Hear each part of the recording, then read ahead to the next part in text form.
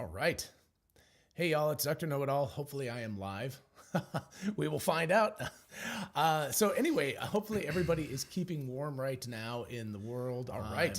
Kind of just hey y'all, it's Dr. Know-It-All. Hopefully I am. Can everybody hear me? We will find out. Comment in that way. So anyway, hopefully everybody is keeping warm right now in the world. I will wait until I get at least hey y'all, it's Dr. Know-It-All. Hopefully I am. Can everybody hear me? We will find out. Comment in that way. So anyway, hopefully everybody is keeping warm right now in the world. I will wait until I get at least hey y'all, it's Dr. Know-It-All. It's also awkward. All right, good. All right, we're on to find out. It's really sucks because what everybody is just be able to see the comments. I will wait until I get at least someone to know it all. So anyway, all right, everybody, we're going to find out. It's really sucks because everybody is just able to see the comments about Zoom. I will wait until I get at least someone to know it all. So anyway, all right, everybody, we're going to find out. It's really sucks because everybody is just able to see the comments about Zoom. I will wait until I get at least someone to know it all. So anyway, all right, everybody, we're going to find out. It's really sucks because everybody all right, there we go. Is that better now? Hopefully that will be better. Sorry. I just realized, actually, wait a second. Maybe I can put this on and check. Yeah. Okay. That should be better now. Is that good? Hold on. I'll wait for it. Sorry. I realized that there was, in fact, 2 audio sources. So now it should be okay. And hopefully I'm waiting for a comment just to make sure before I start talking. Don't want to be a problem for all of you. Sorry about that double audio thing. Wow. I may not have Blender set up today, so that may actually require another visit to the whole thing. So that would be really, really cool. But yes, okay, good. Glad it's better. Okay, so I wanted to talk about ChatGPT, Dall-E 2, etc. today. And thank you, Dan. I've got somebody who's helping to moderate on Discord. So hopefully between him and everything else, we will find a sweet spot. And I'm going to block myself so I can't see me. It really is bugging me because it's delayed by about 10 seconds when I'm watching this. So anyway, so let me discuss a couple of things first, and then I will open it up to questions. I believe that you can do the, super chat or whatever if you want to, and I very much appreciate that if you do, and I will try to catch those as they go. But anyway, so I wanted to talk real quickly about the latest Tesla full self-driving beta, which is weirdly enough titled Full Self-Driving Beta 10.69.25. And actually, Dan, just the person from Discord, just told me that he got a 25.1 last night. So I need to go back and check. I didn't have a chance to check before this live stream which one I'm using. So there must be some little update. I'm going to hazard a guess because I looked quickly through the release notes on 10.69.25. They look identical to 10.3.1 or 2, or I don't know, whatever they are. I'm getting mixed up with these numbers. There's too many of these dots things. But anyway, it looks like the same ones that I actually had reviewed previously. So if you looked at my last release notes thing, I believe that is all correct. I haven't gone through line by line just to make sure, but it looks like it's the same. So I'm guessing that the .25 is actually maybe Christmas release. Maybe that's what they were doing with that, because it does seem odd that they didn't go to .4 or something like that and they went to .25. So it's a very strange numbering release, and it's quite possible that is just a placeholder for a short period of time, because also, as far as I understand it, some employees are getting version 11 of the software finally, like outside of just a few. So if you saw my video on this, I did a video where I said that it looked like Elon Musk wanted to release version 11 on 11/11 at 11:11 p.m. for the memes and the lols, but it went out to like 6 people. So it was not a real release. So anyway, hopefully version 11 will be coming, soon in the new year. I hope everybody's taking a break for at least a few days at Tesla. My goodness, they all work way too hard. So hopefully they're taking a little bit of a break. But anyway, my guess is in the meantime that 10.69.25 may be just a little bit of a placeholder in there. So anyway, and by the way, if the dogs come running through, I decided to go kind of, casual today. So if the dogs decide to come down, they're probably not going to, because they're probably sleeping now. But if they do, they'll say hi to you. So anyway, any thoughts about the full self-driving software? Because I actually want to spend most of my time actually today talking about GPT, which you can see up here, and about Dall-E and about stable diffusion and things like that, and answering questions, because I know a lot of people have a ton of questions about it. But if there's any questions about Tesla's full self-driving rollout schedule and stuff, the all for the 10.69.420 meme. Yeah, there you go. Thank you, Matt. That's exactly right. So, all right. So I think that's where we are in terms of the, the full self-driving stuff. And again, I would imagine things are just a little bit low key right now. So, and if you have questions about this, by all means, just, bring them back up again. But I want to sort of cycle on to the, to GPT questions about that. My long range dude on Thursday this week, just got the appointment today. Thanks, Bob. Model Y long range something on Thursday, DM on Thursday. So anyway, well, Robert, congratulations. What's the DM stand for? Dual motor. Oh, that's what it stands for. Okay. I think all the Model Ys, at least in the US, are dual motor. So sorry, I just don't even think about that. But yes, congratulations, Robert, for getting that. That is awesome. So yeah, so let's talk about ChatGPT. So anybody have any suggestions for me? I don't know why, but the only place I can share my screen is like way over here. So sorry, I'm looking like far off to the left, but I have to do something like that. Actually, you know what? Before we do that, let's go to here. So I wanted to sort of talk through this, and let's see if I can. This is very, very awkward because it's like. It's not in the right space. I don't know what it is about the way that OBS software captures. Oh, there we go. Okay, I can get more stuff in there. All right, good. So anyway, I want to talk a little bit through how this all operates, how they did ChatGPT, and then we can go through how it actually, functions in practice. I'm sure a lot of you have had a lot of practice. But anyway, so what you can see is that you collect demonstration data. So first of all, they have to have GPT-3. And by the way, I hear that GPT-4 is coming out in January. So it will not be released publicly, I'm sure, because that's not the way that OpenAI works anymore. But I believe that it will be released, at least the software part of it will be released relatively soon. So we'll be able to take a look at that. And that's 10 times larger, I think. I don't know. It's like over 1 trillion parameters.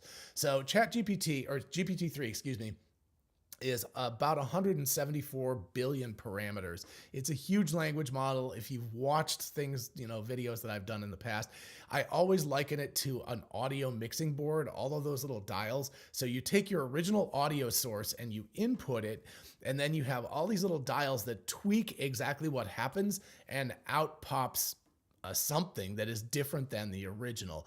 And it's really amazing what 174 billion knobs will get you. But anyway, so they trained that on the entire internet.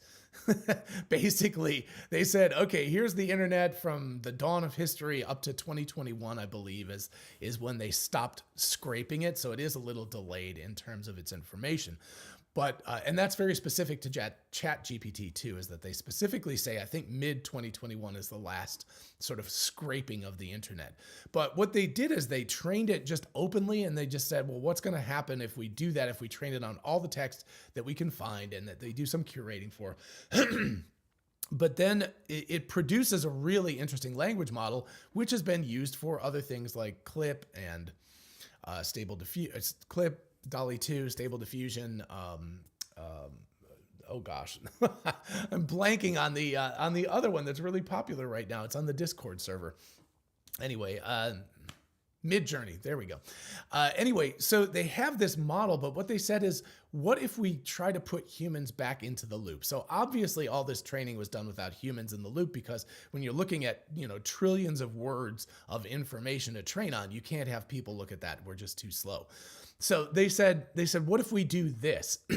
So we've got step 1, collect demonstration data and train a supervised policy. So what the goal of this is to use humans a little bit to create, I can hear my dogs coming, to use humans to create a policy that then can be used to train. Hey, Kona, you want to say hi to everybody? Here.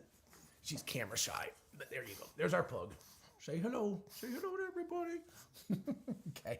Anyway, so what you do is you want to create another neural network, a separate neural network that creates a policy that trains GPT. It's actually a lighter weight version of GPT, as far as I understand.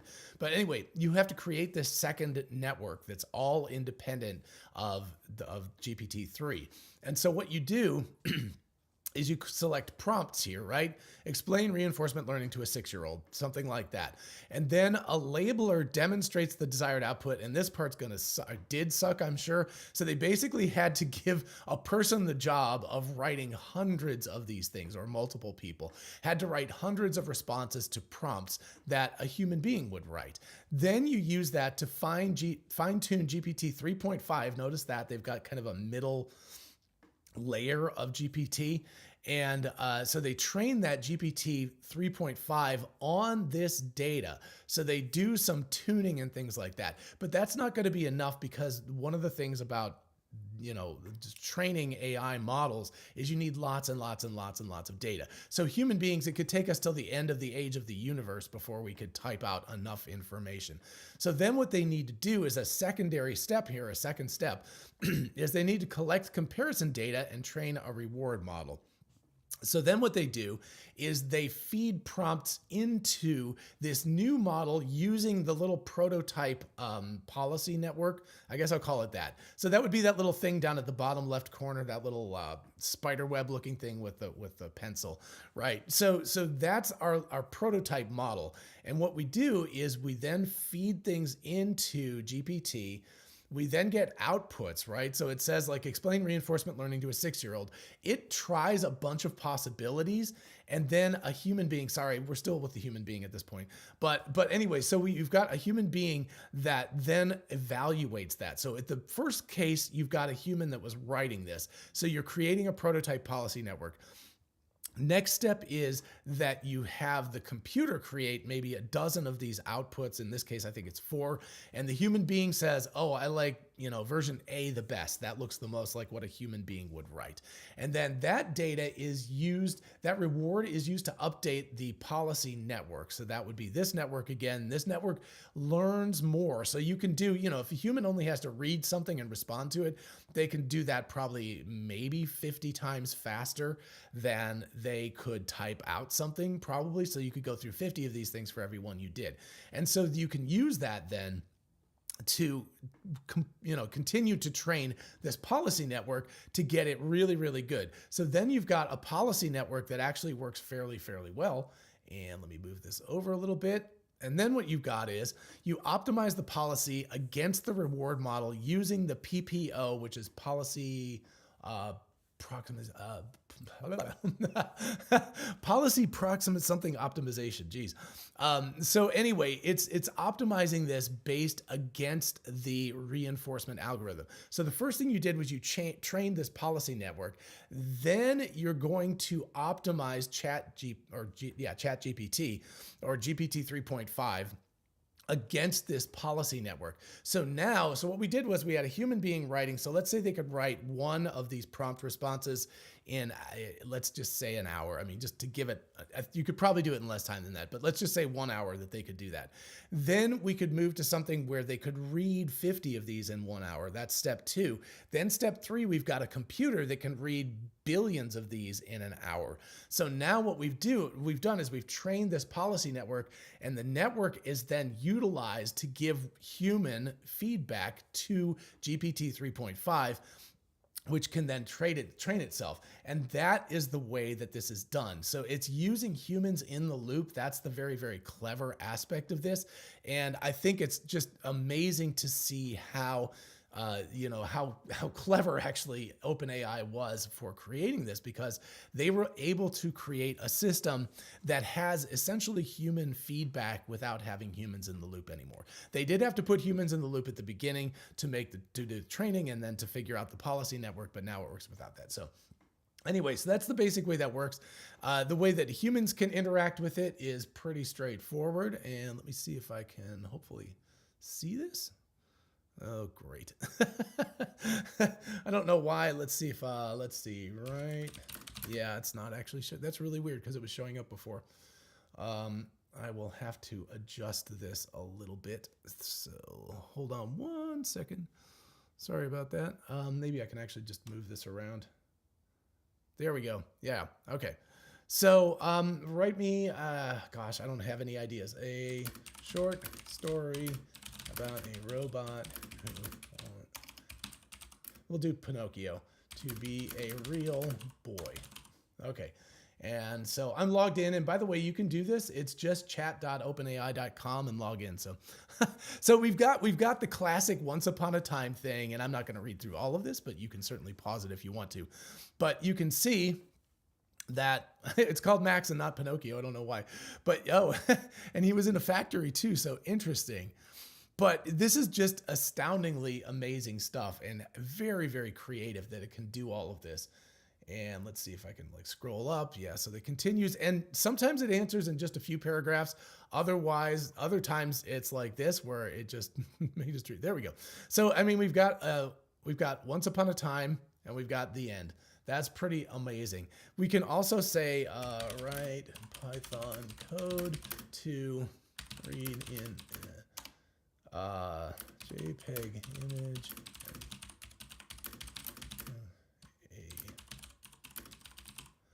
Oops, don't be. Well, autocorrect is not very useful. Okay, so we're gonna read in JPEG image and convert that to NumPy array. I haven't tried any of this stuff before, so Lord, hope this works. But just to show how useful this thing is, look at this. I mean, it puts it in like a nice little code brackets or code box or something like that. Oh, wow. Okay.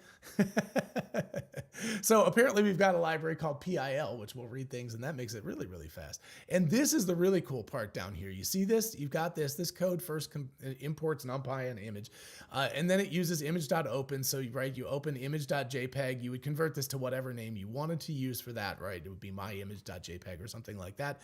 And then you just read it in NumPy array.image. So, I mean, that turned out to be a relatively simple thing. I forgot about the libraries. But yeah, so you can see how it will do that. I don't know if anybody has a suggestion for something else.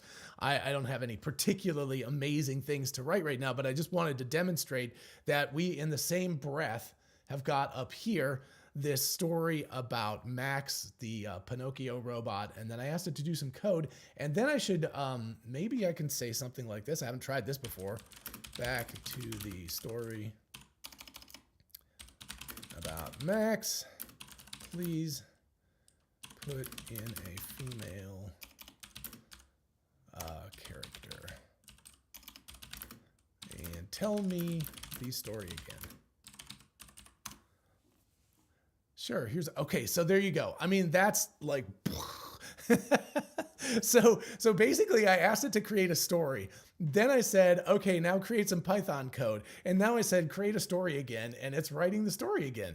So this is absolutely insanity, right? The way this thing works. And remember, what we've got is we've got something that where a policy network, a neural network was trained by humans to give the responses that humans prefer. And then that policy network was utilized. It's like ChatGPT was playing a game with itself. You've heard about like when, chess and Go, when those programs learned how to play themselves, they played themselves billions of times.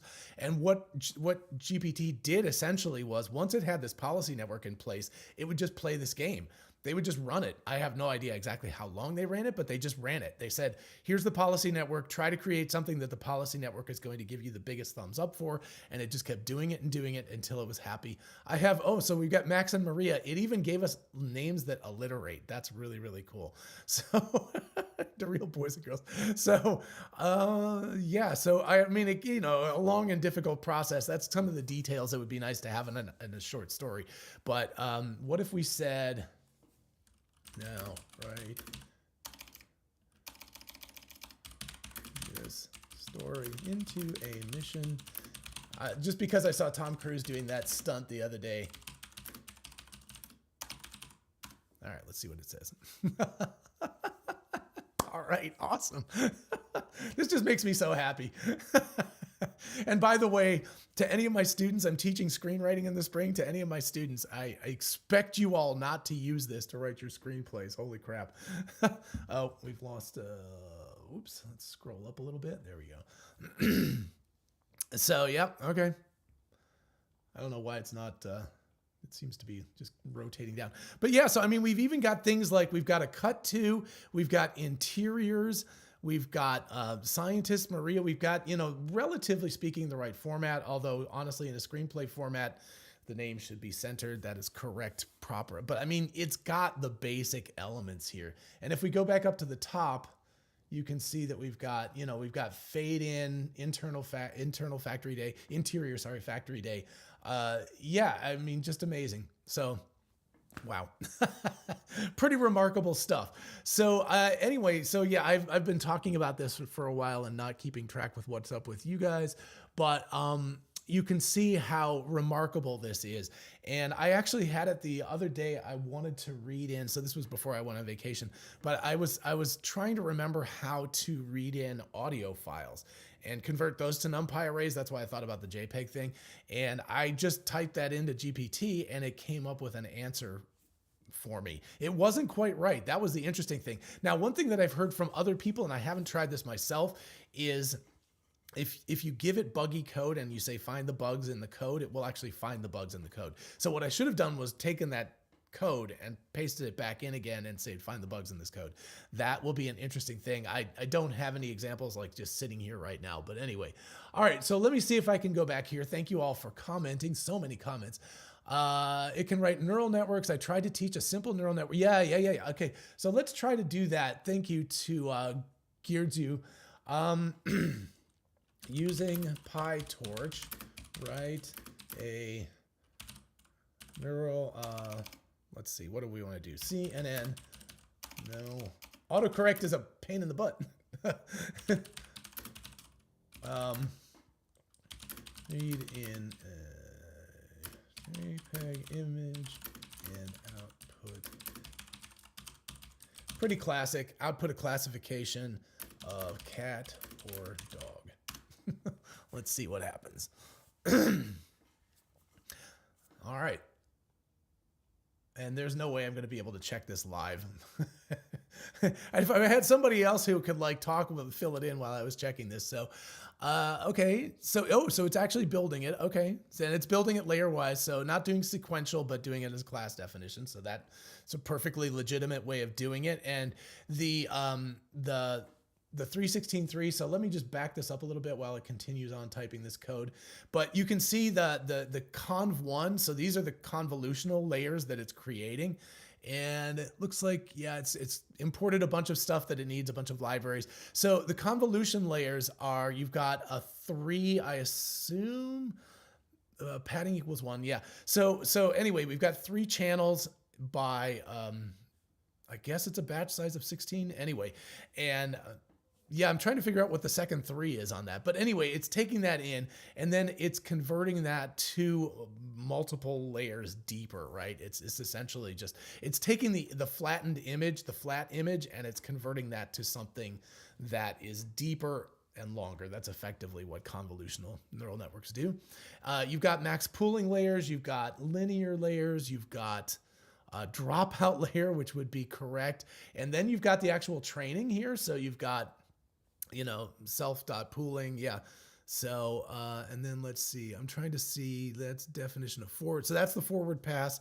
You've got the transforms. There we go. Okay. So yeah, so we're center cropping it. We're creating a 256 by 256, cropping it to 224, dropping it in. And so, yeah, I mean, essentially, I with just looking at this really quickly, this should work. So it's pretty amazing stuff that this actually can create this neural network. And you too can try this. Now, you will have to, what I would suggest if you want to do this is, number one, watch my video with Scott Walter. That we did a kind of a quick primer on how to use Google's Colab with PyTorch and some basic stuff. But then what you can do is you can type this in and copy and paste this into Google Colab. And if you give it some images, it should be able to do that. Now, this is an untrained network at this point. It's got randomized weights. So it's not going to give you cat or dog right out of the box, but this should be something that you could train on stuff. So It's really, really remarkable. So, okay. So let's see. Yeah. So I think I saw something. Is CNN neural network, CNN squared. So yeah, yeah. I don't know, Adam. I put that in there because I was a little concerned about like making sure that it understood, but probably understanding PyTorch would have would have meant that it understood it was a neural network. But anyway, so somebody had asked about how, I don't know if I saw this here, but somebody had asked about how OpenAI is making money off of this. Number one, Microsoft is bankrolling them now, so that's a big thing. And I would assume that Microsoft is going to attempt to put this, roll this into Microsoft products. So that'll be a big thing for them. And then at this point, at least with Dall-E, you actually do have to pay for credits if you use too many. And we're going to get to that in a minute. But with this, I think a lot of this right now is that they're just looking to gather as much data, right? Me typing in these things and then sharing them on Twitter or whatever, but me typing this stuff in gives these new prompts. This is something that maybe they wouldn't have thought of.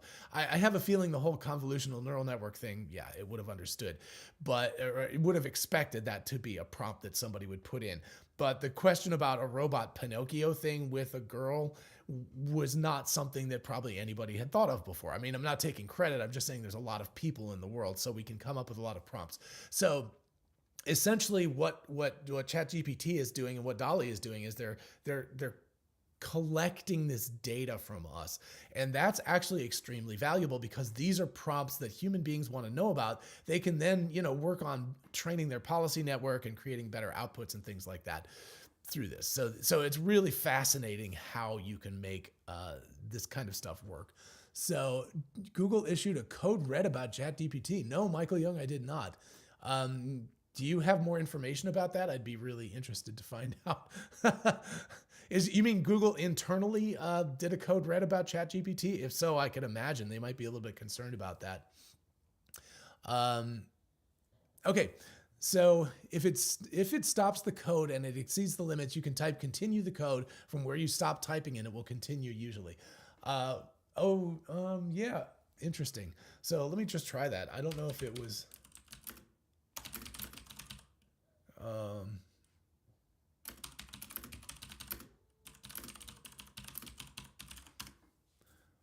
Unless it thinks it's done.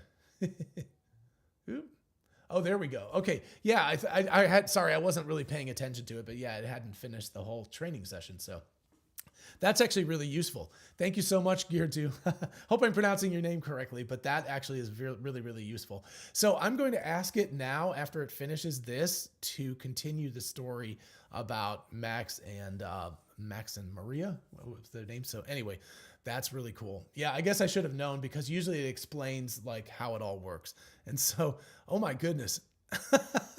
And it even has a thing on how to do an inference model. Come on. That's just awesome. That is absolutely crazy. I have to say the coding stuff is the part that just blows me away the most. That's just like, damn. Okay, returning to the story about Max and Maria. Please turn this story and let's try an epic poem of Homer, right? Oh, I said Homer, darn it. There we go. Hey, look at that. It even understood. I managed to not put the R in there and it managed to do that. Oh my goodness. This is just crazy.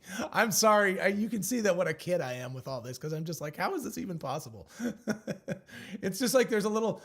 Speaking of the people talk about the Turing test a lot, and if you don't know that, the Turing test was designed by Alan Turing, of course, in the was it the late 40s or early 50s? But anyway, as he was thinking about computers and about the eventual abilities of computers, he came up with an idea that what you would have is a person at a teletype machine or something like that, some sort of text output machine, and you would either have a computer or a person on the other side of a wall or someplace connected, right? And the person would ask questions, the tester would ask questions and say something like this, and then the respondent, whether it was a human or a computer, would respond to those questions. And if and when the person couldn't tell the difference between a computer and a person, then it would pass the Turing test. Interestingly enough, what we have here, now you will notice if you keep asking the same questions in the same kind of ways, you'll get a lot of repetitive types of information. So you should still be able to tell that this is a robot at this point. But the other funny thing about this is actually a negative for humans, which is that this does this way faster. If you had asked me to create an epic poem about Maria and Max in the style of Homer's Odyssey, it would have taken me a while, right? The fact that this can respond this quickly is a negative indicator for humans that we're not as good as ChatGPT. And so you could say that it's failing the Turing test by not saying, let me think about this for a half an hour and then I'll get back to you. So a rather interesting thing. There are people, I think James Dalma has talked about this to some extent, about how the Turing test should be recast as something that's only for experts, domain experts, to be able to do this, because again, an average person doing this would probably not have the wherewithal to understand the difference unless the computer was just way off at some point. But I guess the speed with which it was responding might give you a clue. But it is really interesting that Turing didn't think about the fact that the computer might eventually be able to respond faster than a human being. And that's exactly what we're seeing here. So it's just an interesting wrinkle to the whole Turing test. All right. Oh gosh, it was in today's Times. About ChatGPT and Code Red. Let's see. I'm curious about. Yeah, I'm very curious. Let me see if I can pop this up. I do have a live thing, so issues Code Red concerning. I should have ChatGPT tell me about it. That would be the ultimate thing. Gosh, sorry. This is really weird how small this is. I've got to figure out that little bit of a. Okay, being spooked by what ChatGPT. This is really interesting because Google's the competition, of course. So let's just read the headline here. You can read the other one. Amid launch of ChatGPT by OpenAI because it may threaten their dominance. Oh, yeah. Okay, that's exactly what I imagine. And I'm gonna say, I called this a while back. I said that people who are smart would be thinking about a search engine that uses this as the basis. And that's the way to get around Google. Google has been dominant for 20 years in the search space because nobody can outdo Google's algorithm, because they have the code and they have the data and they have just a massive, massive lead. So nobody can win. But look at what you could do. You could potentially circumvent them. And I did suggest this. I just didn't know quite how to make it happen myself. But the way to circumvent that would be to have an AI-based search engine, which can do things like, right now ChatGPT is cut off from the rest of the world. But I could say,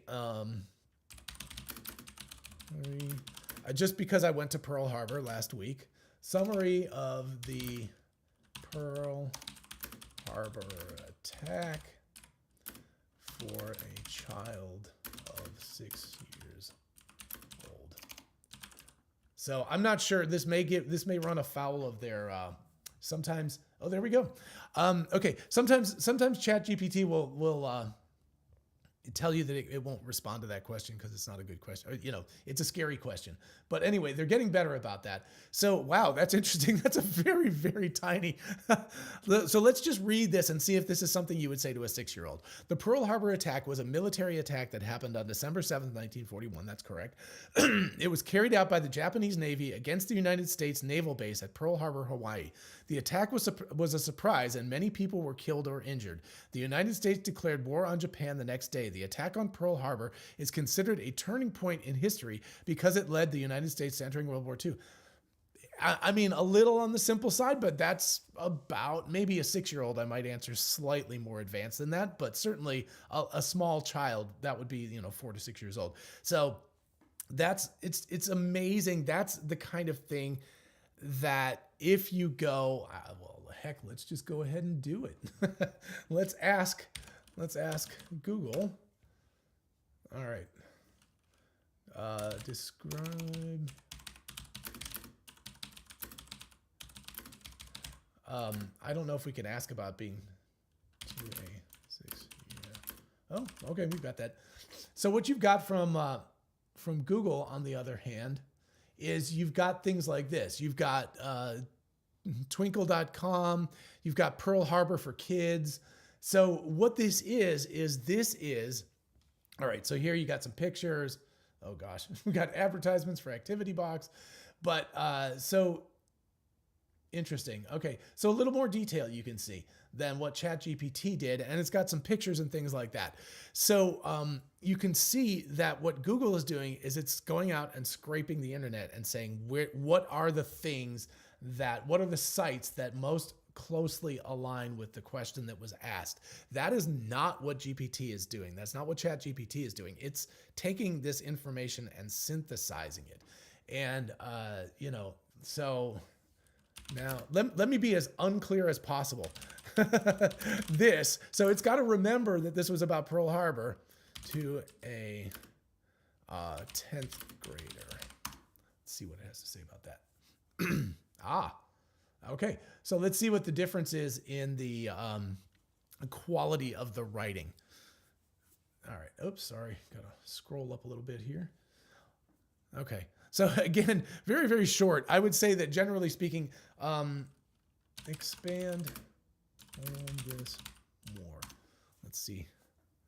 This is just awesome. I love that it understands me. That's the craziest thing in my mind, is the fact that I can continue this conversation. There we go. So now what you're seeing is a more extensive description of what's going on. Oh, wow. I mean, yeah, it's even got, the number of injured. So this is, I just did a quick glance reading this. This is clearly at a higher level. This is a level where people, where a 10th grader, relatively an adult, would be able to understand this. And yeah, just really quick. I mean, just amazing. So this is not the same thing as Google search. And this is what I was saying when I said originally that somebody who wants to start a search engine company to compete with Google, this is the way to do it. And who the heck knows that Microsoft, and because they've got Bing, who knows in the end that Bing may not win this entire fight, because they'll be able to grab OpenAI's technique here and create a search engine which is much more useful. Because sometimes I do want a web page and I just want like something, but sometimes it's like, okay, so I've got like this kind of faucet and it's got this kind of leak. What do I do? It would be awesome with a bunch of pictures and text if it could just do that, instead of me having to go look through YouTube videos or go to web pages and how-tos and read all these things. Think about how impressive it would be to have a fix-it kind of thing just pop up with like 6 easy instructions. Go to the hardware store, get yourself these things at these sizes, come back home again, do this. Here's a picture of how to do that it could generate itself. So all of this stuff could be generated, and you could have a search engine that's much, much more valuable and useful. So yeah, Google's dominance could very, very easily end in this space. And it doesn't have to be OpenAI. It could be somebody else too. But I expect that, the only constant in the internet world is change, and we're going to see some serious change.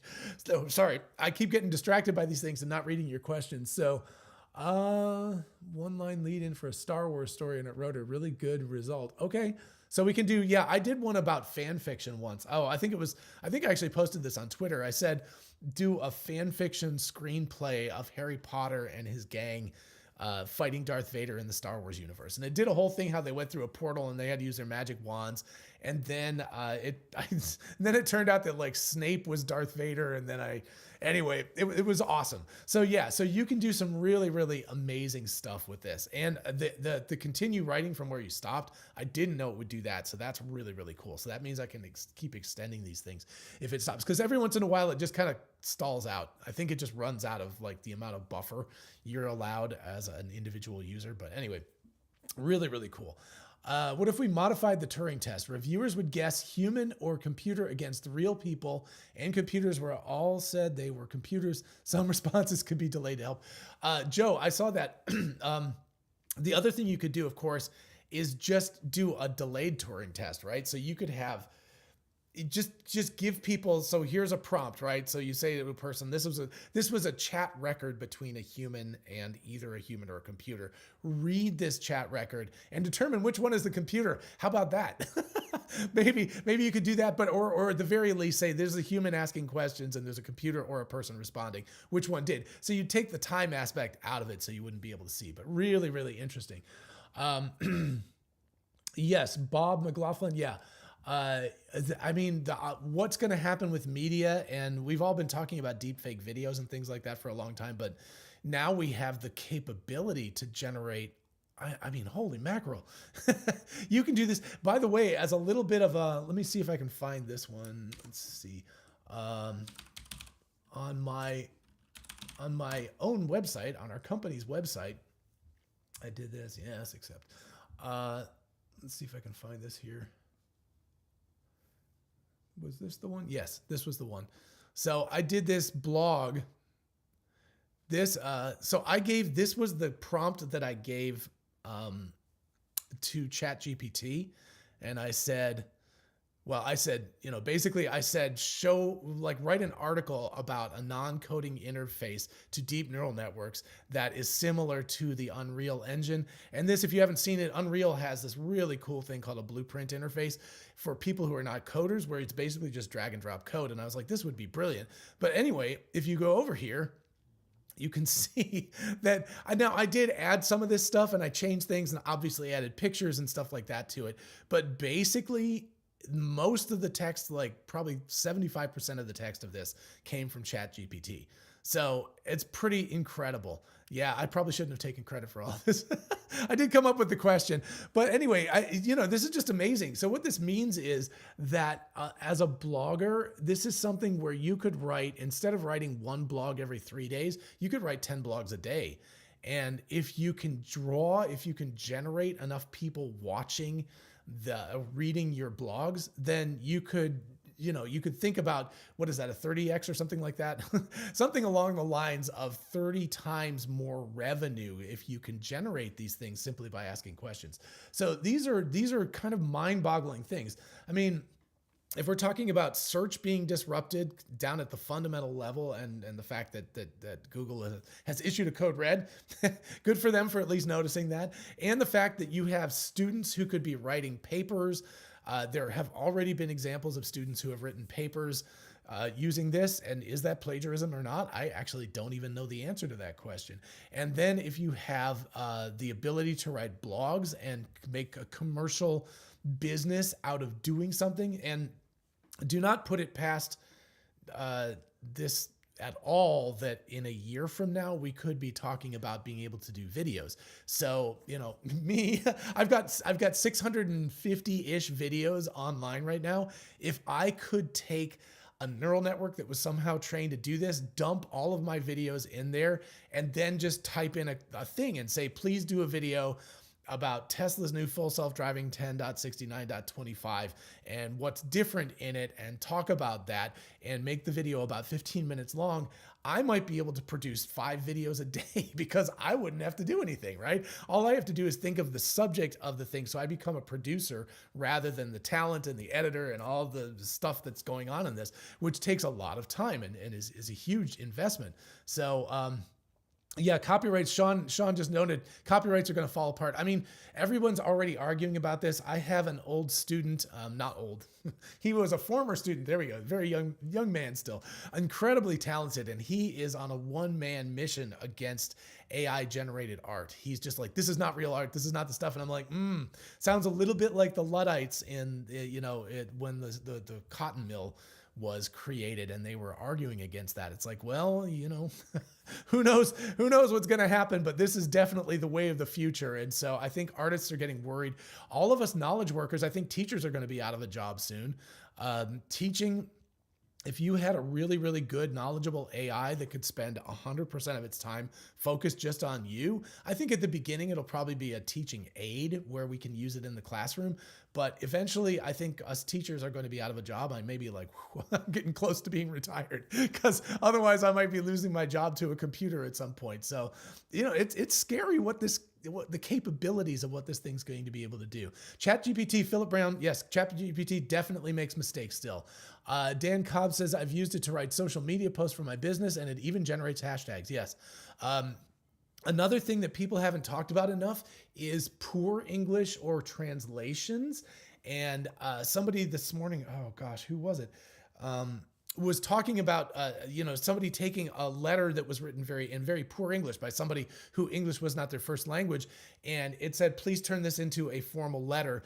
And it turned, ChatGPT turned this into an amazingly beautiful letter that was correct English and all of that. So, you've got that capability. You'll have translation capabilities.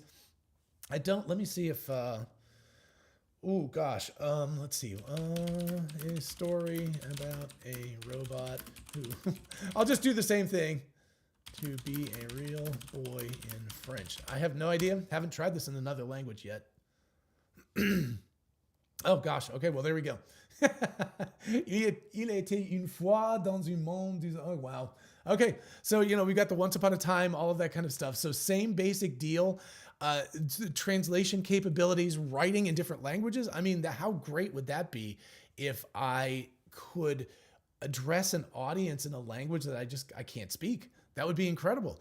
I mean, I do happen to speak French, but that's why I tested it with French, because I was like, I have no idea otherwise. So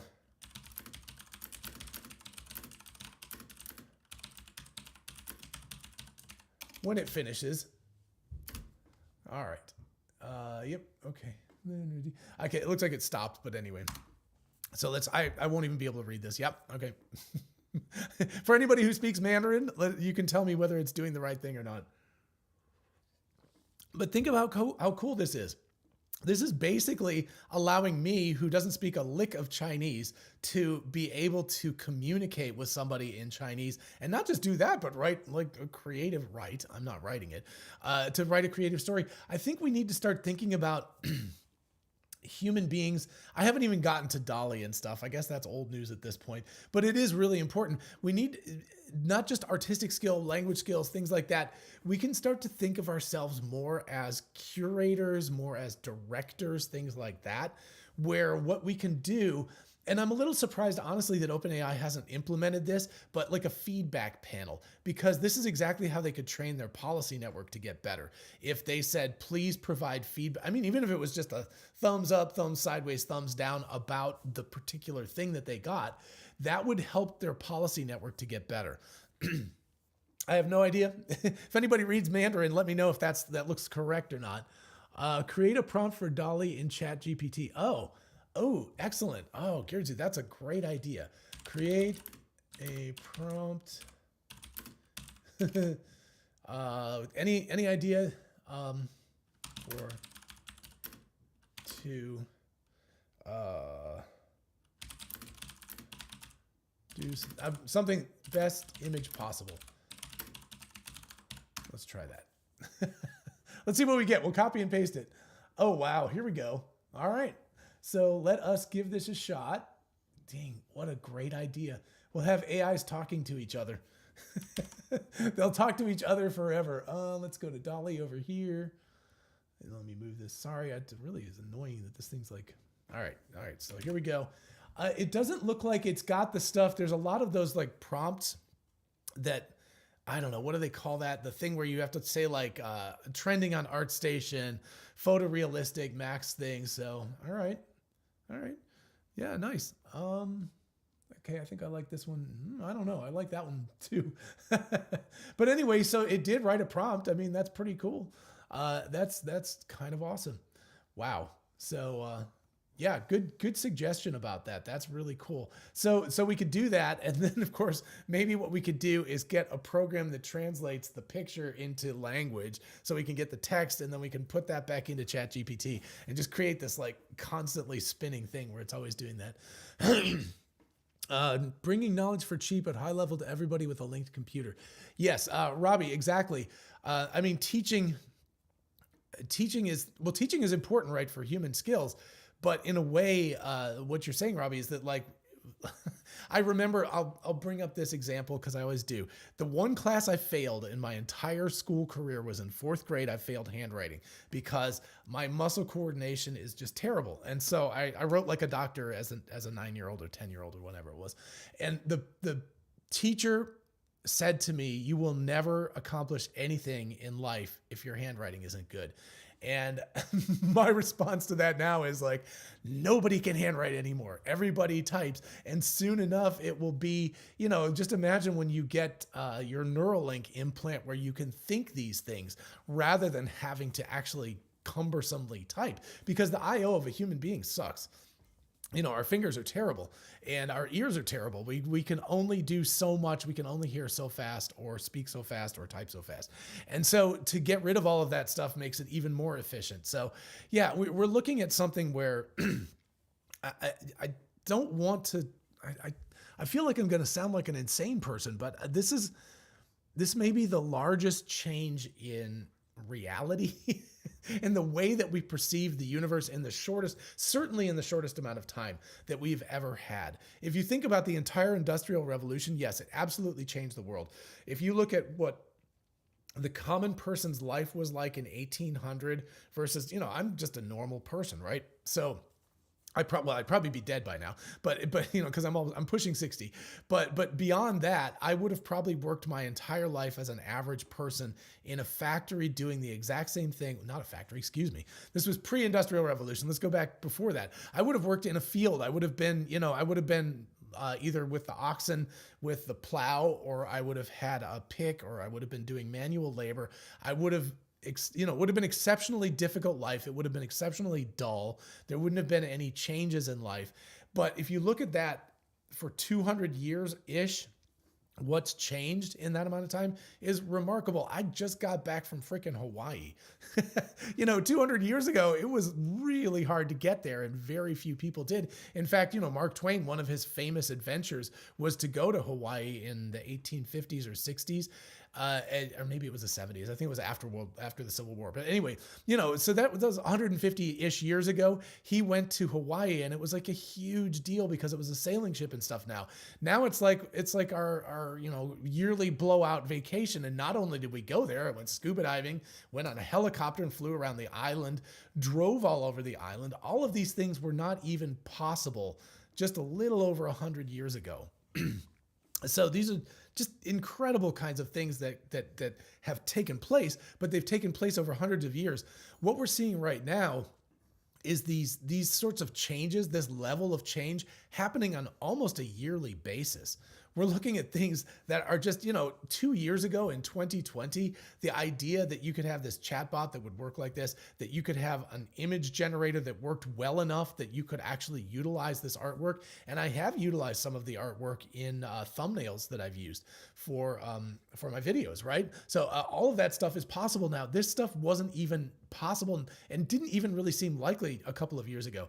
I was just watching a Lex Friedman podcast with Michio Kaku, a physicist, and it was from 2019. And he was talking about how in 100 years, robots/computers will be as smart as maybe a chimpanzee, and maybe in 200 years, they'll be as smart as humans.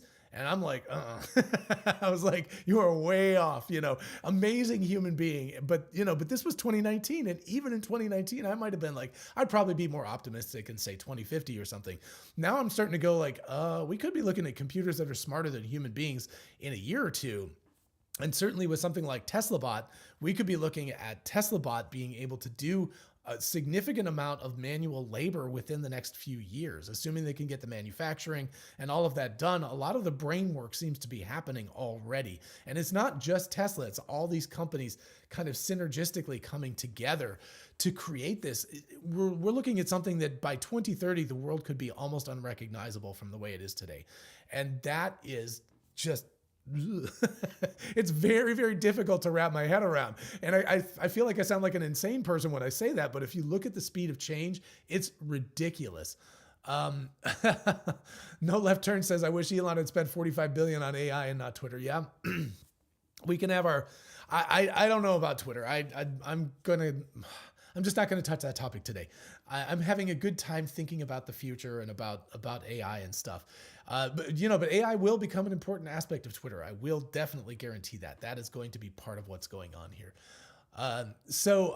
This year, AI, Dall-E 2, Tesla full self-driving wide release, Tesla Optimus reveal, ChatGPT, right? So that's Geo 30, Geo 5.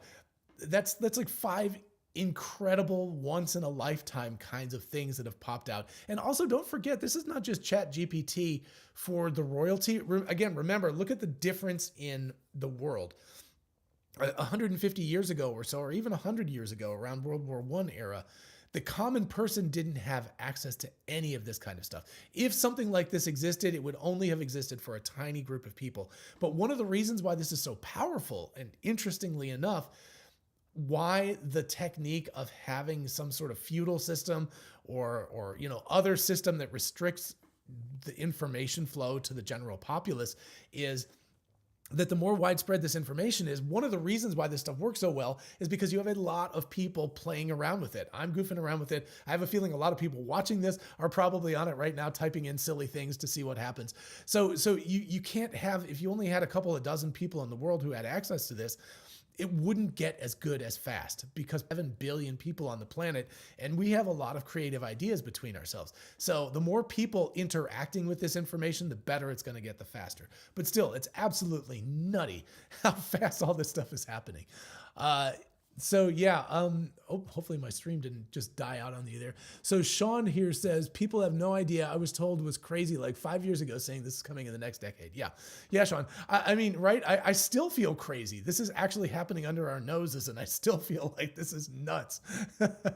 Bitwise says ChatGPT is already smarter than me. I don't know about that, but you got to remember it does make some bad mistakes. And I did ask it to do some Python code, and even though it looks good, when you actually put it in, there are fail points and things like that. But I'm really curious. Next time I try it, I'm going to have it put it back in again and try to find its own bugs. So that'll be really interesting. And then Elon Musk, yes. So just FYI, Elon Musk helped, I think he gave $1 billion to OpenAI. It was a significant, or maybe it was him and who's the CEO? Anyway, I think together maybe they put in $1 billion. But Elon Musk backed off because he felt like OpenAI was not doing what they were supposed to do, which was to be open source, very transparent, all of that kind of stuff. So yeah, so Elon was not particularly pleased about that and has backed off. But he did help to fund OpenAI. So Gyurzu says, ChatGPT is a human subconscious that has a lot of information, but cannot modify it and create something random, for example. It cannot guess things it cannot know. Consciousness is the next step. Interesting. Yeah, consciousness is a whole different ball of wax. That's that I just don't know. I'm very much firmly in the embodiment camp. I think that you have to have an embodied robot to have consciousness. I think it's critically part of our human selves. And I've gone through a lot of thinking about this over the years. I mean, from way back when I was a kid, where, you think about that mind-body duality and you think that you don't need your body. It's just a machine to house your brain. But I've become very, very convinced that it's our embodiment and also the knowledge of death that is critical to consciousness. If we didn't have death, we wouldn't have consciousness. We wouldn't need it, because part of consciousness is a predatory thing. We need consciousness to be predatory. And I'm talking about back in the day. I'm a vegetarian, right? So I don't eat meat now, but I'm talking about our ancestors. In order to survive, in order to not die, they had to garner some ability to communicate with each other and to understand their prey. And in order to do that, you have to start to develop at least some prototype of consciousness. And generally speaking, that's why you see that predatory animals like wolves and dogs and stuff are generally smarter than prey animals. If you've ever had like a rabbit as a pet versus a dog as a pet, I know a dog's a lot bigger, but the rabbit is not nearly as intelligent as a human being, as a dog, because partly because, or a cat, let's just say a cat, because its brain size is about the same. Cats are smarter because they have to be. In order to be able to hunt, they have to be pretty high level. So, which you don't to eat grass. So that's basically, anyway. a bunch of speculation, a bunch of stuff I just threw out there. But I can actually, I can talk more about consciousness maybe in another episode sometime. I would love to do that. Let's see. ChatGPT will find its error in its code and can rewrite it. Yeah, Robbie, thank you. I hope it will do that, because I actually have found some interestingly weird stuff that it's done. Probabilistic model, embodiment camp. So Sean, thank you for that. Let's see. Michael, what was the AI test that they let run on Twitter and it turned into a hard right wing? Oh, that was you want to go get her? That was a Microsoft thing. I think it was Cortana, maybe, if I'm remembering correctly. But yeah, it turned into a right-wing extremist very quickly. Kona, hey, go see mommy. Go see mommy. Sorry. She's been snoring down there for an hour or so. Now she's like, okay, so let's see. ChatGPT is replacing Google in many types of searches. Thank you, Marco. That's actually really interesting. And Sean, only argument, Kona, hey, go see her if you want to see her. Kona, go.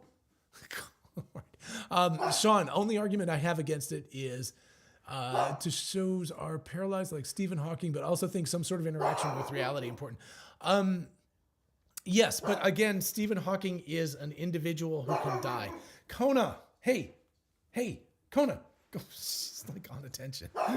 hey, stop. Sorry. So, okay. So Sean, yes, I think I understand your argument. The argument is the embodiment argument doesn't hold water because you can be somebody who has a very, very unfortunately poor body that is not supporting you well. Now, that's very, very true, but part of my embodiment argument is the fact that we die. And if anybody knew he was going to die, I'm sure it was Stephen Hawking, because his body had degenerated on him. So in a way, I would think that he would be more, conscious, if there is any way to think about that. So that's the kind of thing that I'm talking about. So it is partially just the fact that we're interacting with the world, but also it's a lot of it is the fact that we just have knowledge that we'll die. And if we don't have that knowledge, it just changes. We're just completely different. And a computer might not have that knowledge. Now, you could make a counter argument that a computer would know that eventually the sun's going to go, red giant and eat the earth. And so if it doesn't get away, it's going to die. So you could extend that out by a few billion years and it would understand that and have some inkling to that. But anyway, I think it's just interesting stuff to think about. Rabbits have 494 million neurons. So rabbits have more neurons than cats. Mark Leffler, that's interesting. I did not know that. If that is actually true, that's crazy. One thing I would say though is it's not just the size of your brain. I mean, there are creatures with larger brains than us, like elephants, that are very intelligent, but not as intelligent as human beings. So anyway, Michael Young says, my dog's barking back at your dog. Sorry about that. Causing all the dogs in the neighborhood to go crazy. Let's see. Error checking in code when you write, to search for it. Okay. Cats do have more neurons than dogs. Oh, cats have more neurons than dogs? Anyway, again, it's not just a raw neuron count. It's not the size of the brain. It's how you use it. I would argue that dogs are demonstrably smarter than cats, at least as far as the way we can test them, because dogs are social creatures, whereas cats primarily are not. And I know all the cat people out there will hate me for that. I've been a cat person all my life. I love cats, but you can see that they're very different in the way that they interact. Now, also, maybe it's just the kind of tests that we do on cats versus dogs, because we test them for social ability and cats don't have the same social capabilities as dogs. So anyway, yeah. First contact will be with an AI. That's an interesting idea. No left turns. That's fascinating. I really love that idea. That we'll create our own alien race. Yeah. How cool is that? I like that. And that's something that we could live through. I don't expect to see an alien race from some planet or something like that out in the other end of the galaxy. And even if we do see them, given the speed of light, transfer times, like if we even get a communication between some planet that's 100 light years away, it's like, well, great, we'll get one communication and we can write back and then I'll be dead. So it would be much more interesting if we have this encounter with AI. Of course, that leads to the singularity and all the dangers inherent in that. But what a cool way to think about that we could be interacting with artificial intelligence and that could be our aliens. Yeah, I love that. This is the number of neurons and the not number of connections. Okay, Mark. Yeah, thank you. So I mean, brain size is a really interesting metric, and obviously having a big brain is helpful, but it's not the end all and be all. There are creatures with larger brains than humans, and I think that generally speaking, we're the smartest. Again, how do you test that? How do you test that an elephant's not smarter than a human? Again, part of that is this guy right here. We also have opposable thumbs, so we're tool builders, and that makes a really big difference. So, yeah, neurons is not equal to neurons. A human neuron is more complex than an animal neuron per a recent study. So so that's what I'm saying. We're getting into the weeds about that kind of stuff. It's just, and the whole consciousness thing, until we have AI that's conscious, then it's all speculation. The one thing that I will say with pretty good confidence about consciousness is you have to have desire to have consciousness. And the things that this computer and the camera and my microphone and these glasses and all that stuff don't have right now is desire. They're tools until they want to do something.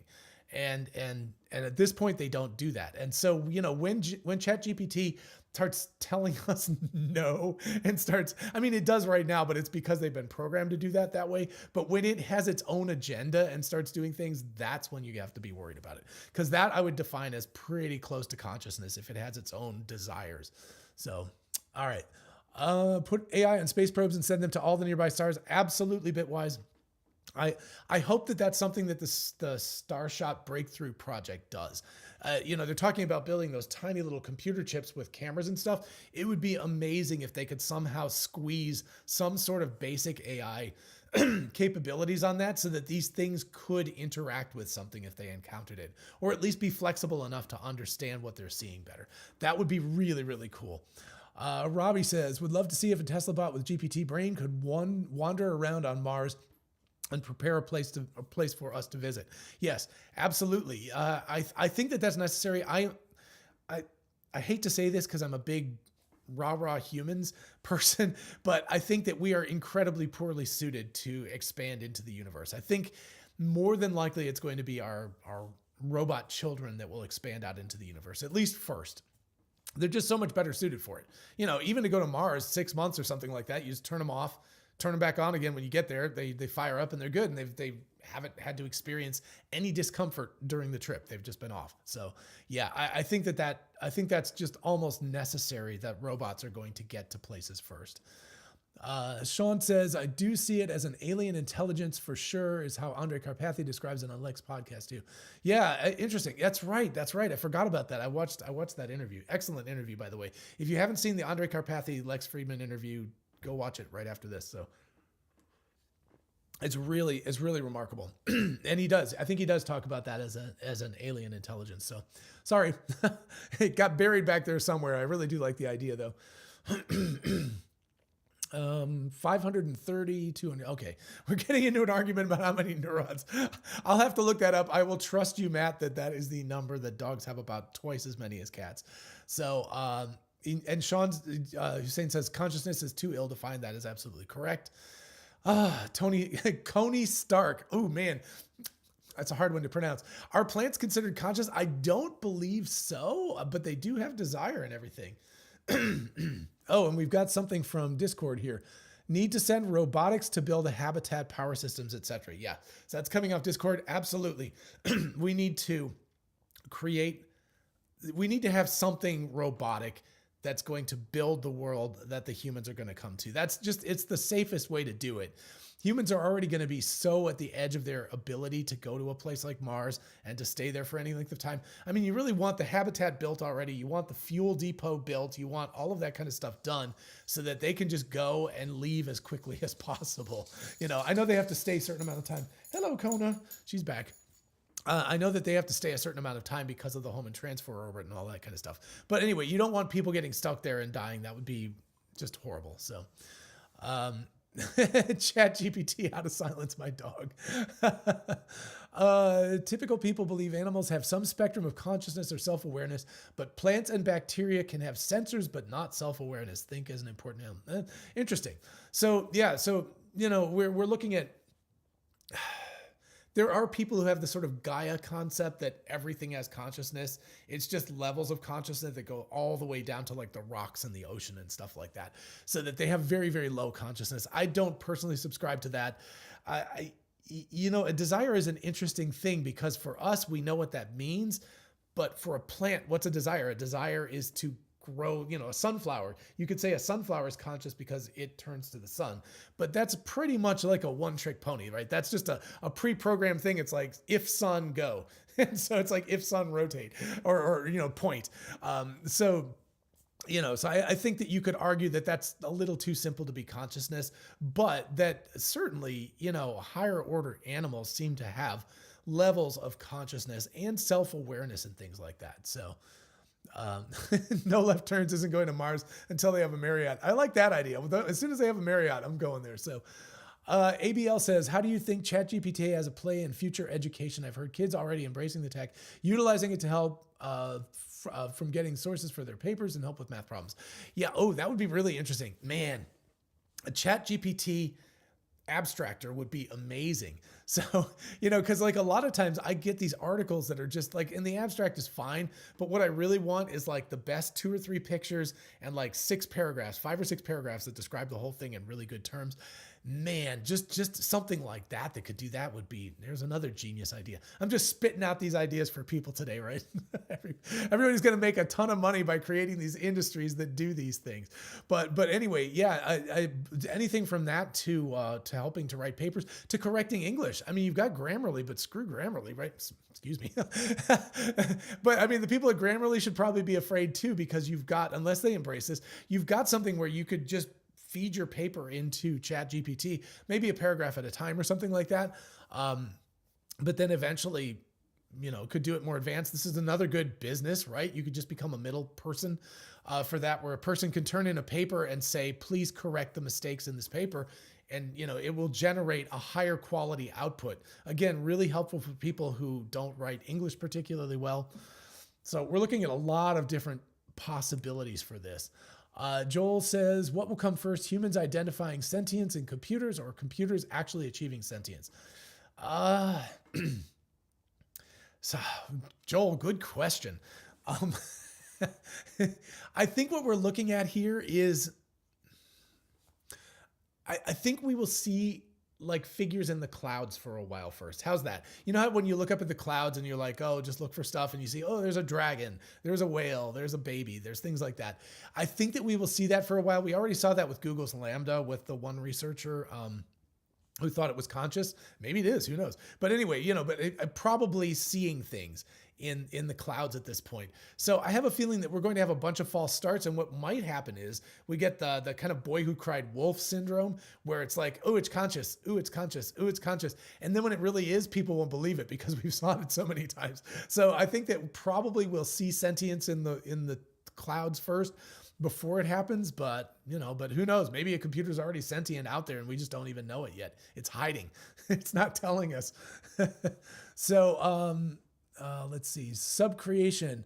The suggestion that the thumb is part of what makes us intelligent is interesting. In that sense, we have been cyborgs going all the way back to our first use of tools. Subcreation, absolutely. I am very firmly of the camp that, this, we grew this opposable thumb or whatever, it happened. And then we had to figure out how to make use of it. And once we made tools, we've always been, I don't know if by the definition of cyborg, because I think it has to be electronic, but we have always enhanced ourselves. We've always been advanced or enhanced human beings ever since, the Stanley Kubrick 2001, where he gets the bone and starts beating the animal with it and stuff like that. We enhanced ourselves ever since that sort of aha moment that happened. So yeah, I very firmly believe that. Christopher says, we have an advanced non-invasive neuromodulation treatment with very heartwarming results treating the cases Neuralink has outlined. How would you recommend bringing it to them? So this is something that you actually built yourself? I think Neuralink is a small enough company. They're not super popular. So I would say you should just go ahead and, write to the CTO or something like that, or find one of the doctors that works for them. That sounds really amazing. Yeah, I'd be interested. Like, DM me on Twitter at some point and let's chat about that offline. That sounds really interesting. Robbie, a ChatGPT is already in use to write Sims chats for clients to lower their bills by going into dispute with the company. Yes, Robbie. And this was another job that I'd suggested out there a while back. I'm not the only one by any means with this one, but I said a robot lawyer. And what I mean by that is not an actual robot, but like a ChatGPT lawyer. But yeah, there are people who are starting to create lawyers, virtual lawyers, who are these GPT systems. So, write a legal NDA between a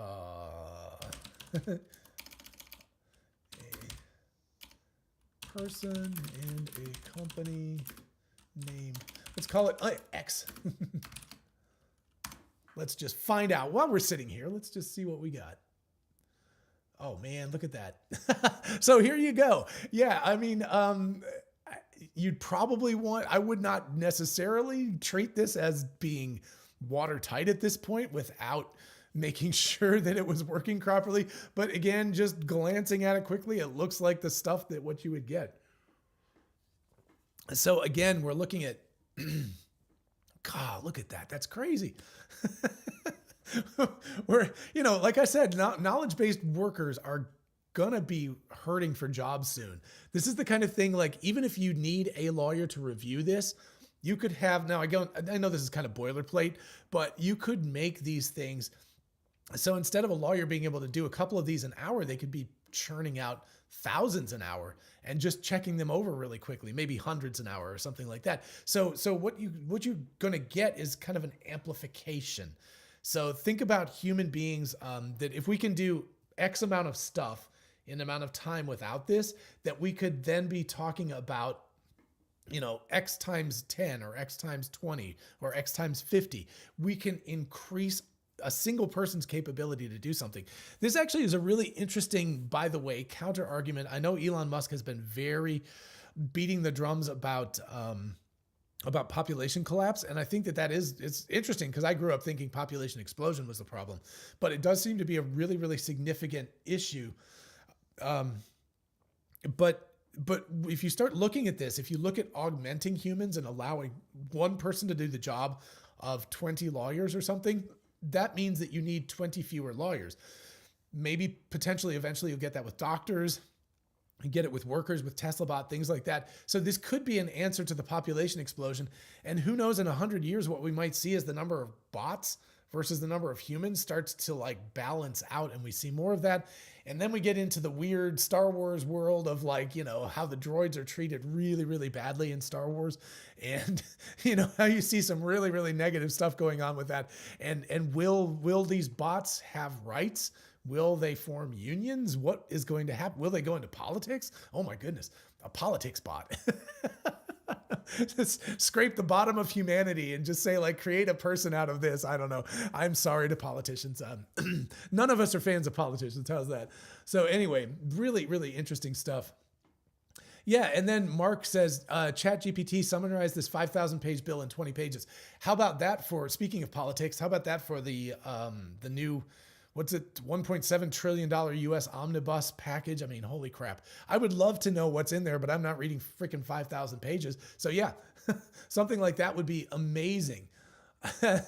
Here in the Bermuda Islands, hey, I need to go to Bermuda, man. It's too cold here. We wonder how much of an impact the potential for the reinsurance industry globally. So yeah, okay. So again, a lot of things like that. There's also banking systems, things like that. Oh gosh, man, maybe I should have a ChatGPT write me like a cryptocurrency, design and write me a cryptocurrency or something like that. We could just do that. But yeah, okay, Mark, what's something harder to ask? Ask ChatGPT to compare neuron sizes between cats and dogs, or write a political. Oh my, oh gosh. All right, Mark, I'm going to ask this. I feel like, okay, write a political speech taking one side. I'm going to go lightweight here, vanilla. Although I have a very strong opinion about this. So, great. So, okay, I'm kind of loving this. So, we get the humorous value, but if you put in something serious here, you would get, a serious argument. Let's see which side. Okay, now if this is true politics, we aren't going to get an answer. This person will just tell us. Oh, look at that. Oh, we're free to stamp the diet. Oh, I choose chocolate. Okay, so this is a very distinct. I was going to say if it was good political speech, it should not actually take sides. It should just be like this thing. So, okay, so that's awesome. Oh, hey, all right. So, so yeah, I love that we've got a political speech. So, write code for a car to achieve level 5 autonomy. ABL, nice. We should definitely do that. We could have all those poor people that are working at Tesla. They could just have this thing. So, why not ask the dog cat? Okay, let's find out what GPT thinks about this. Oops. Okay, explain. Let's say explain because I want an explanation.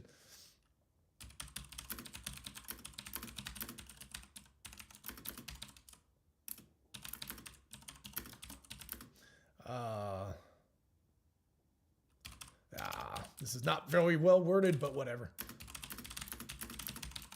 I figure the second part will be a little more challenging.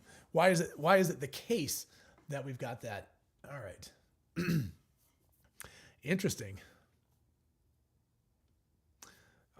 Dogs have many. Okay. Oh, so we've got this. These are the same facts that were quoted earlier. So it looks like it's pulling things out. And here we go. This is the interesting part down at the bottom because we could, of course, on Wikipedia find the data, but it's the explanation of why. Dogs generally have larger brains. Brains have the evolutionary history. So here we go. Social animals. Hey, that was what I said. And complex communication and problem-solving abilities. Again, pack hunting, which may require more neurons to support these functions. And also, it's important to note that the number of neurons is not the only factor that determines an animal's cognitive abilities. Other factors such as complexity of the neural connections and the efficiency of neural processing can also play a role in an animal's cognitive abilities. So weirdly enough, that sort of summarizes in a few paragraphs exactly what's been going on in the chat between all of this. So, yeah, so thank you, Matt, for asking that question. That's pretty cool. So, so again, but we collectively as humans in the comments, were able to pull together this information. But again, this is something where it would have taken me as an individual much less time to ask this question than to cull this from a bunch of different people. So just fascinating. Okay, let's see. Self-driving, all the edge cases. Yeah. Why is there air? Well, let's just ask that question. What the heck? If it doesn't answer this, I'm going to ask, why is the sky blue? I know the answer to that question, but this is from Alan Miller. So why not find out what ChatGPT thinks? Eventually, I'm going to run out of credit, or not credits, but it eventually tells you you've asked too many questions too fast. So, okay. Well, here we go.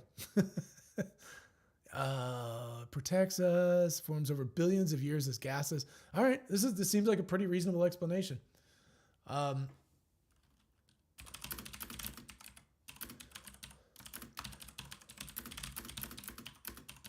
Let's go for small kids. All right, so now tell us why the sky is blue. So this all has to do with scattering. Yep. Okay. Ooh. This does not look like a 5-year-old scattering. Maybe I needed to put that in the same sentence. Yeah, this looks... No. I hope this explains. Let me try this. Explain why the sky blue to a 3-year-old. Let's try that. Let's see what we get.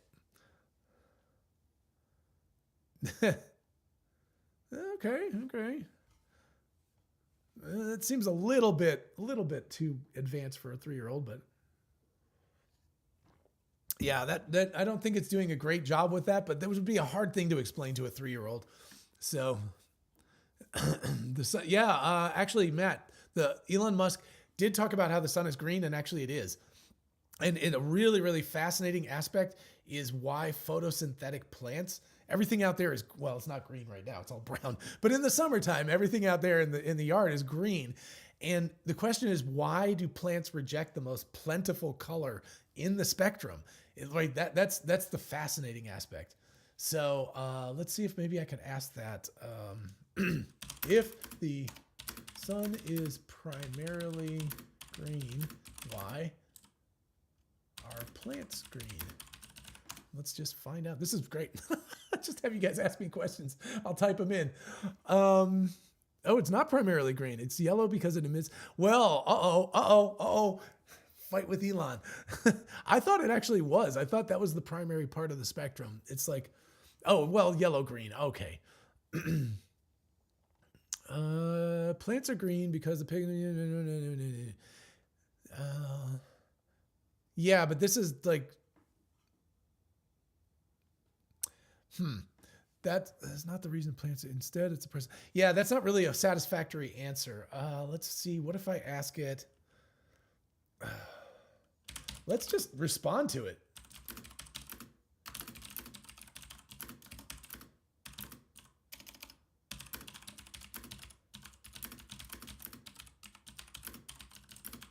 Let's try that. Let's see if it can actually respond to that. Okay. See, this is a better answer now. The blue parts of the spectrum, it reflects green light.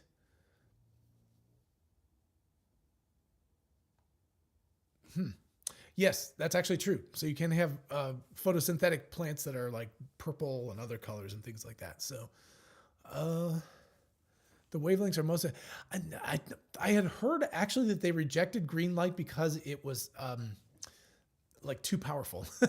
And it's kind of a weird way, but also I believe that photosynthesis depends very strongly on quantum reactions. Here, let's just go ahead and ask that. The quantum nature of photo. Wow, this is just too much fun. I got to quit soon because I got to have to go help with the family for dinner, make dinner for the family. Jeez. Okay. But I do want to, okay. Blah, blah, blah, blah, blah, blah, blah, blah, blah. The quantum. Okay. Yeah. So the very specific energies that knock the electrons off in photosynthesis. So,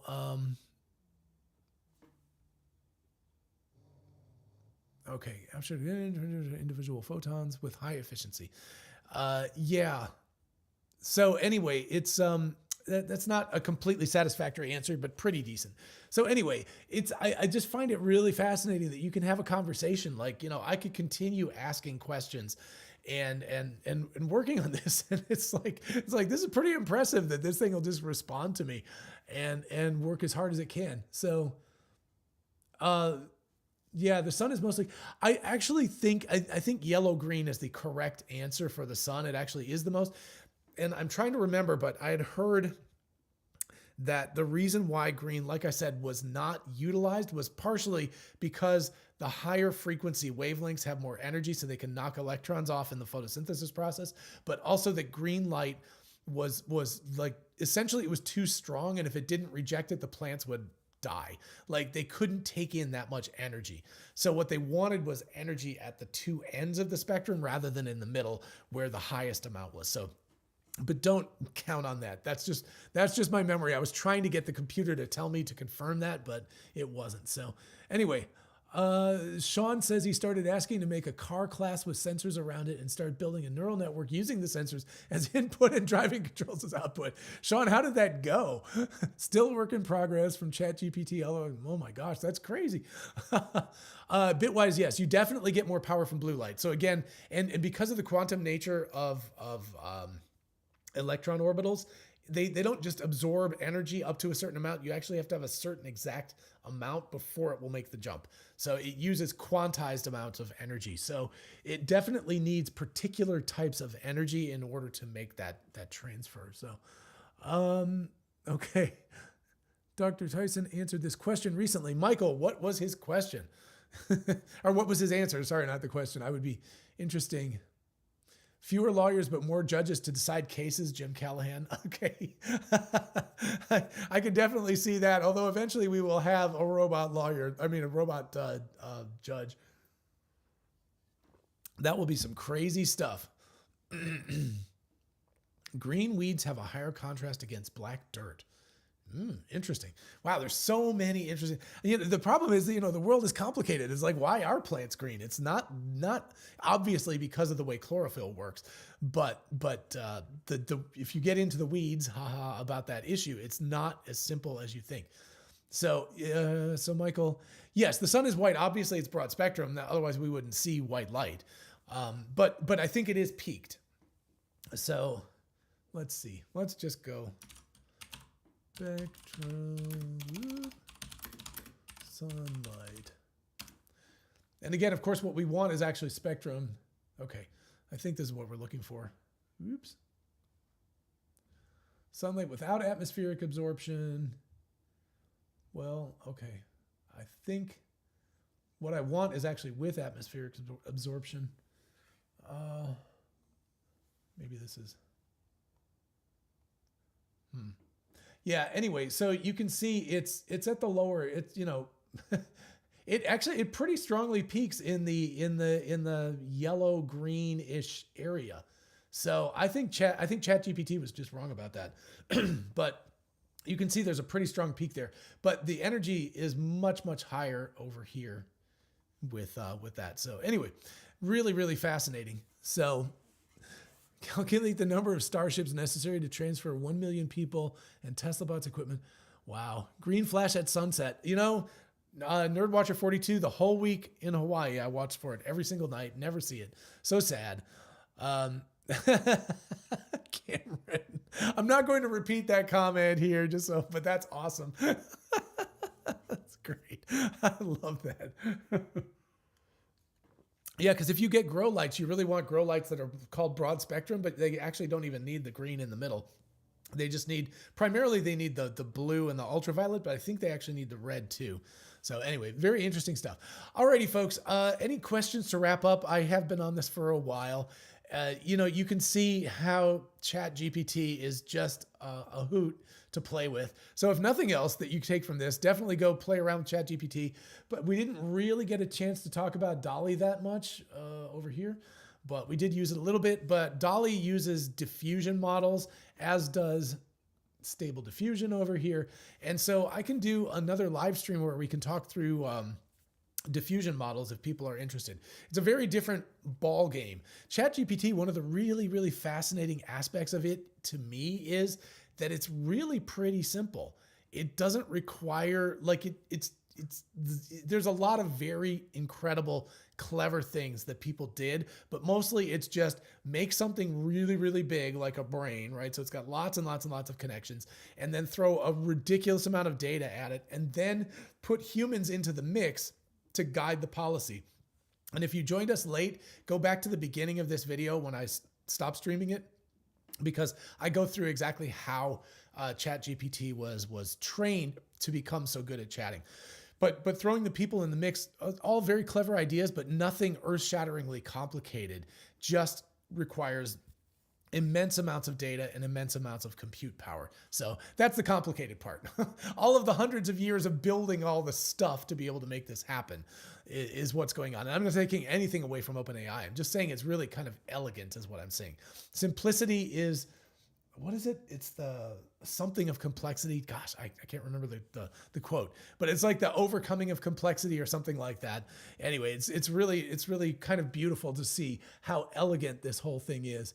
So yes, Merry Christmas to all who celebrated that. Happy New Year to everybody, all the other holidays. Everybody, thank you all so much. And one of these days, I was thinking about doing this on Twitter Spaces, but because this is so visual, I didn't want to do it there. But eventually, when Twitter rotates out and starts doing videos and stuff too, I will definitely consider about that, doing it on Twitter Spaces as well. Because that way it's easier to invite other people to come in and join and actually talk. So Dr. Know-It-All 16 is my handle on Twitter. So definitely come say hi there and join me there as well. As for everything else, thank you all so much. I really appreciate your coming along for the ride. And everybody have a lovely day, and I will talk to you all on the next one.